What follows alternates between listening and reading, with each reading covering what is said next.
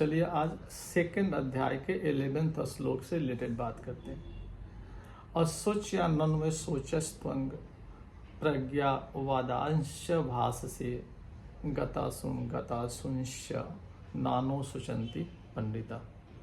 भगवान श्री कृष्ण बोल रहे हैं कि तुम जिसके बारे में सोच रहे हो, जिसके बारे में शोक कर रहे हो, वो शोक करने योग्य नहीं। तुम विद्वानों जैसी बातें करते हो, पर वास्तव में ज्ञानी व्यक्ति न जीवित के लिए शोक करता है और न मृत के लिए।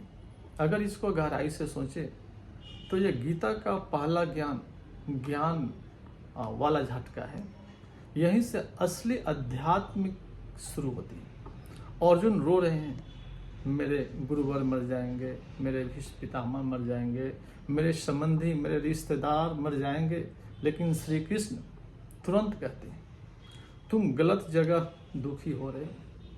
क्योंकि अर्जुन शरीर को व्यक्ति मान रहे हैं, जबकि श्री कृष्ण आत्मा को व्यक्ति मान रहे हैं।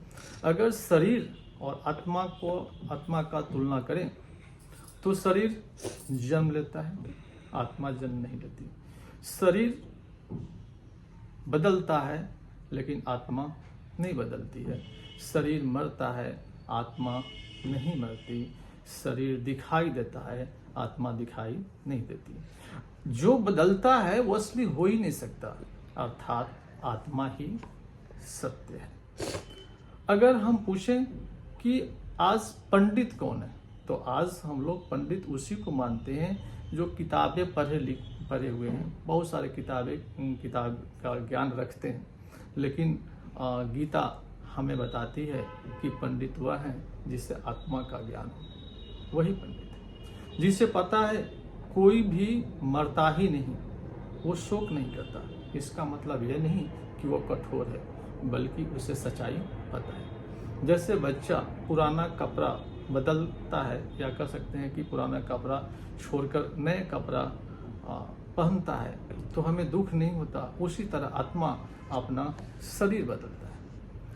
इससे हमारे जीवन में क्या उपयोग है? जब हम दुख से टूट जाते हैं, क्योंकि हम समझते हैं सब कुछ खत्म हो गया, लेकिन गीता कहती है कुछ भी खत्म नहीं होता है, सिर्फ बदलता है।